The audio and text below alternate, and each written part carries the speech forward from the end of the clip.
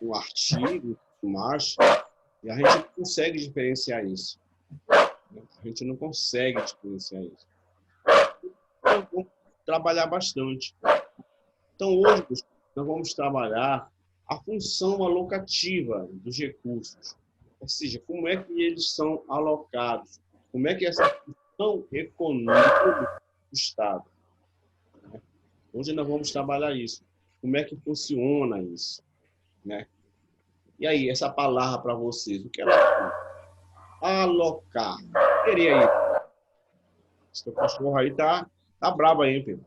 Seria alocar. Seria, Pedro, para te alocar. Claro. Sim. Armazenar, Armazenar? por Pode ser, exemplo. pode ser. E aí, Lucas? Seria alocar? Eu acho que alocar pode... Uma ideia um pouco mais chula, tipo, desviar. Desviar? Pegar o recurso e passar para outro interesse, como preservação de bens de capital, por exemplo. Uhum. Olha só que aí, beleza, a gente vai ter um momento que a gente vai falar realmente na má utilização de recursos, né? Na má alocação. Mas alocar é tipo assim, é empregar, é aplicar, tá? Alocação de recursos. Então, quando a gente fala nessa função alocativa, ela está relacionada com os programas de governo. Ou seja, como esses programas de governo são usados no Instituto, ou seja, como esses recursos produtivos geram o quê? Economia, como eles são divididos aos programas, o programa de educação, o programa da saúde, o programa do transporte, ou seja, como eles vão ser alocados, tá? Ou seja, distribuídos, né? Ou seja, aí, pegando esse gancho aí que o Lucas falou, sem desviá-lo da sua alocação correta. Então, quando a gente começa a falar em alocação, essa função alocativa do governo, ou seja, econômica dos recursos públicos, é como eles estão sendo empregados para a sua execução, tá? Como eles estão sendo alocados, tá? Por exemplo, o programa da saúde, principalmente agora, né, nesses tempos pandêmicos, né? A gente pegar aqui em alguns municípios aqui do estado, teve muito município que, por questão do desespero, né, comprou muitas coisas indevidas. Por quê? Porque nós estávamos vivendo um período que eles lá poderiam comprar sem licitação, né? Ou seja, a própria a 8666, ela te permite isso em estado de calamidade pública, que nós vivemos uma calamidade pública, tá? Então, o pessoal comprou muito a hidróxido, né? Lá, aquela lá, substância lá para combater o coronavírus.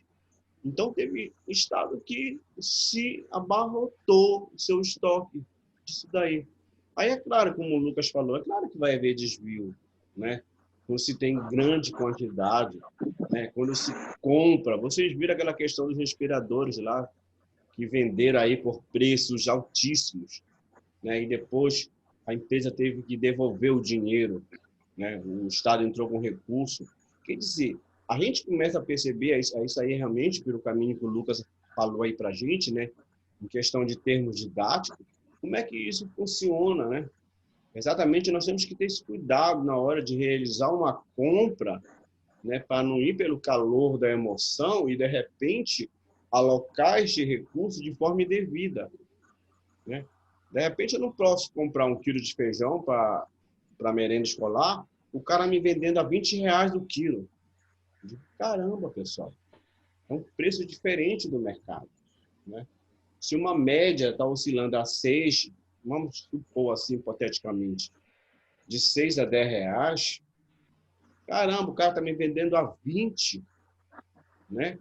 Está fora da realidade do Estado, está fora da realidade da economia, né? Mas, infelizmente, meus queridos, tem gestor que não se atenta para isso. Aí vamos falar daquilo que nós falamos na aula passada, né? Aí é questão de gestão mesmo, né? Talvez por falta de conhecimento, talvez por aquilo lá que o Lucas falou, para querer beneficiar alguém, né? De repente, são hipóteses, tá?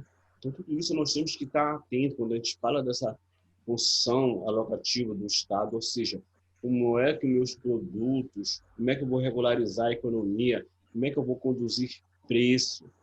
Eu tenho que alocar recursos, né? Quando eu falo, então, alocação, né? Ou seja, eu tenho que conhecer toda essa estrutura, né? Tanto na área da educação, como na área da saúde, né? Como na área da habitação, ou seja, os programas de governo, né? E esses programas têm que estar lá no meu orçamento, né? Quando a gente fala em um orçamento público, esses programas têm que estar lá, tem que contemplar o orçamento, né? Isso aí é fato, gente, tá? Sem sombra de dúvida. Né? Por exemplo, vocês acreditam que, digamos, as UPAs, elas resolveram os problemas de saúde? E aí, no ponto de vista de vocês, fale aí pra gente. E aí, Pedro, tu acha que resolveu essas UPAs que foram construídas aí tem nos bairros? Em relação à pandemia que a gente está Pode ser passando, até mesmo antes da pandemia. antes, né? Sim, sim. Olha, professor, para ser sincero, eu creio que não, porque a gente sabe que já tem assim um grande histórico, né, dos serviços não serem tão eficientes assim, né? Seja por questão de falta de capacitação, ou então até mesmo um dos grandes motivos sempre é o desvio de verba, né? Desvio de dinheiro e etc. Então, para ser sincero, não. Sim, que rato. E aí, Lucas? Aqui atrás.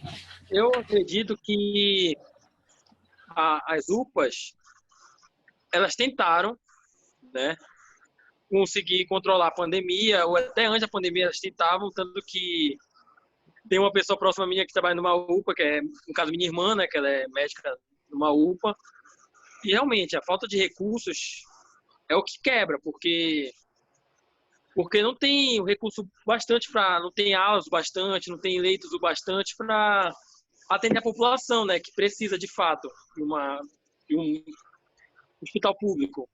Exatamente. Está aí uma coisa que o Pedro aí citou aí realmente, e o Lucas completou, por ter alguém que realmente vivencia isso que eu digo. Aqui a gente troca experiência.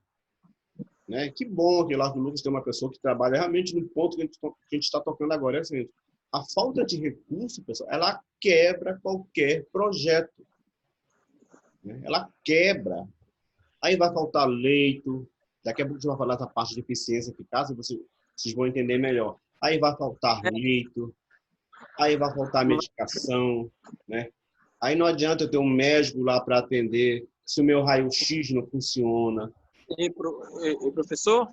Diga lá, Lucas. No caso de uma pandemia que ninguém esperava, né? E, no caso, não tinha tanto recurso nos planos, com plano plurianual, LDO, LOA. O que tem que fazer? Porque sabe que não pode driblar tanto esses planos, né? Tem que seguir à risca o que o plano diz para fazer. Não pode ter também sido um problema isso? Sim, pode, né? Tanto prova que a própria lei orçamentária, tá? Ela te permite a abertura de créditos extraordinários, ou seja, justamente para suprir essa necessidade que ninguém esperava, como você falou. Porque vai ficar fora da realidade do meu orçamento, vai ficar fora da realidade do meu plano. Então, a própria lei orçamentária, a 4.320, que é uma lei lá de 64, mas continua atuando, continua sendo aplicada até hoje. Então, ela dá essa abertura para o gestor para abrir um crédito extraordinário, ou seja, um crédito extra, que é para ele poder trabalhar esse tipo de fato, né? Ou seja, um fato atípico. Né? Quando a gente começa a pensar em pandemia, foi um fato atípico. E aí, pessoal, eu não tenho recurso no meu planejamento, porque eu não pensei. Né? Aí não tenho recurso lá no meu orçamento, porque não estava programado.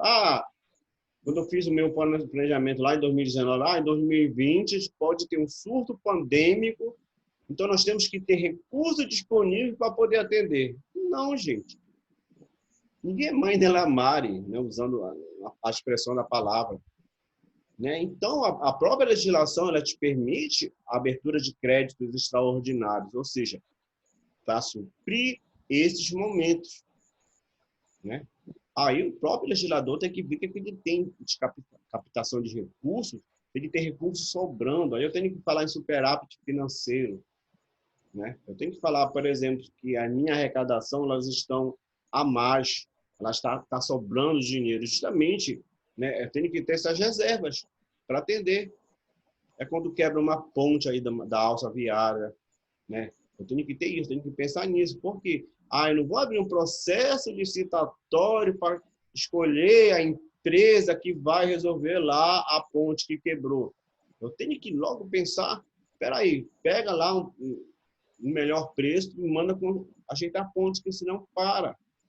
Né? Vocês lembram, 2 anos atrás, quando quebrou uma das pontes da alça viária lá, atrapalhou todo o comércio, trabalhou pessoas que estudavam em Belém, pessoas que trabalhavam em Belém, ou pessoas que trabalhavam para lá. Quer dizer, atrapalhou tudo isso. Né?